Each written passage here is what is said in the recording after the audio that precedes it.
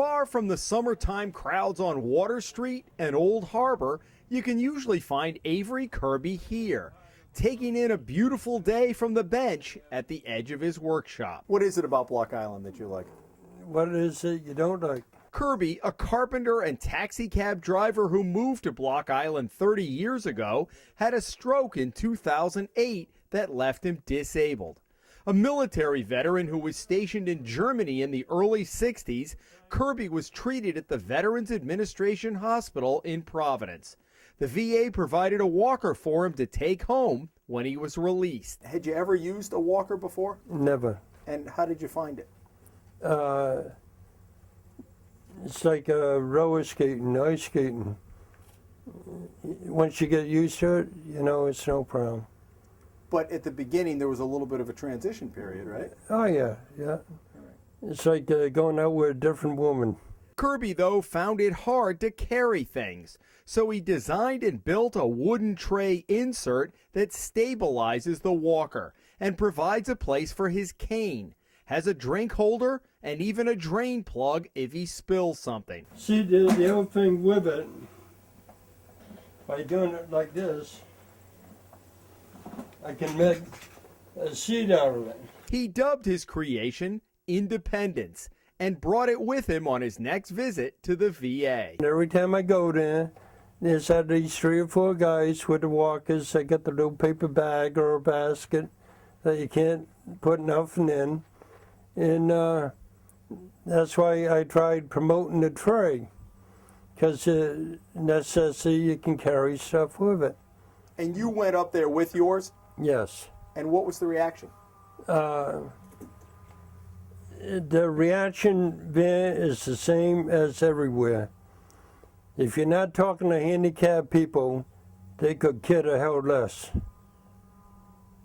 Because the only people that care about this is anybody that's really handicapped. I was there one time, and there was an 85-year-old veteran there. He had the walker, and what I did is, this is his walker.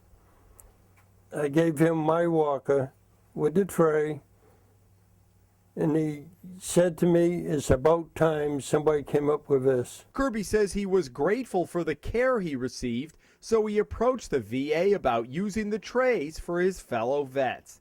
At the same time, he had Bruce Montgomery, an illustrator and former editor of the Block Island Times, draw up these sketches of the design.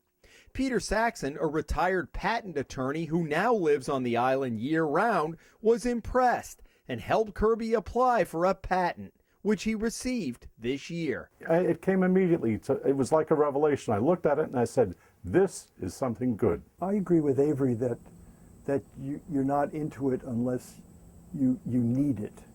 You know, if you're not, don't have a stroke or you don't need a walker, then, you know, you're not going to be as involved, certainly, as Avery. I've been in this business, the patenting business, for almost 50 years.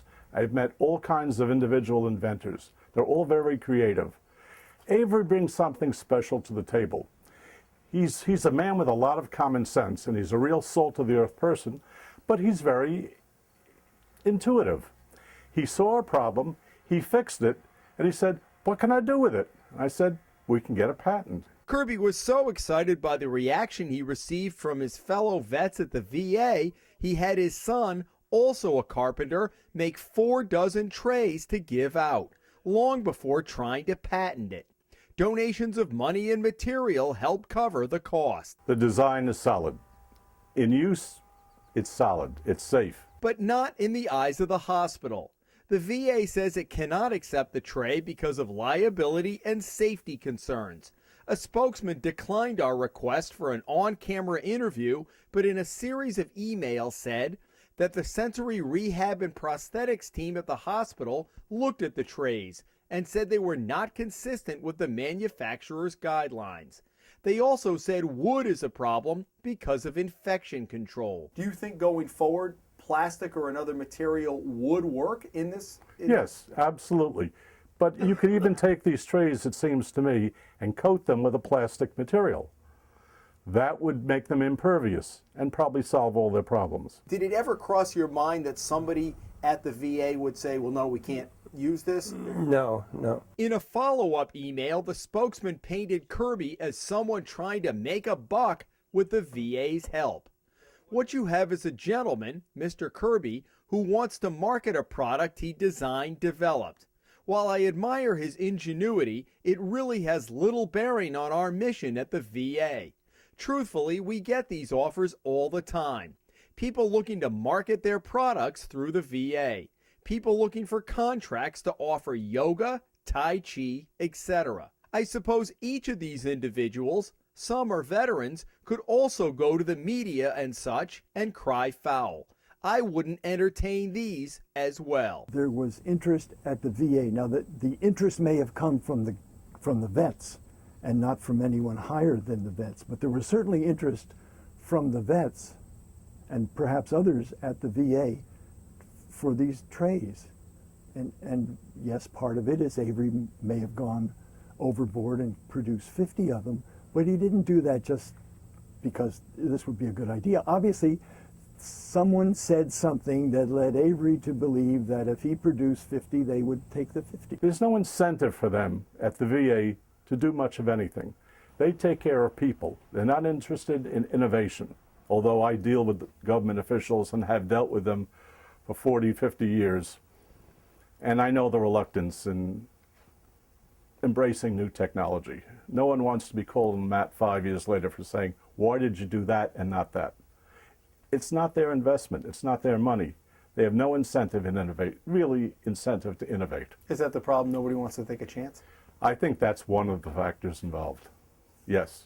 They're afraid of what would happen if something went wrong, what liability would occur, whether their head would be on the mat or not. What do you think when you see these stacked up in his garage? What a waste. What a waste. I mean, if he could even distribute them free to people, just to use, it would be a revelation for anyone who gets around in a walker. This would be a tremendous advance. I don't understand why the hospital wouldn't just say, thank you very much, Avery, we'll take it from here. And then if they have to do something to make them more acceptable, let them do it. I mean, Avery, this is why he's living. He wants to get this done. Kirby says it's never been about the money. It's about helping his fellow veterans. I am completely amazed, because I'm not the smartest person in the world. I'm completely amazed, and I mean this, that nobody's come up with this 100 years ago. No mind today. If you could send a message to the person making the decisions, what would you tell them? Wake up. Very simple. Wake up. On Block Island, Jim Hummel for the Hummel Report.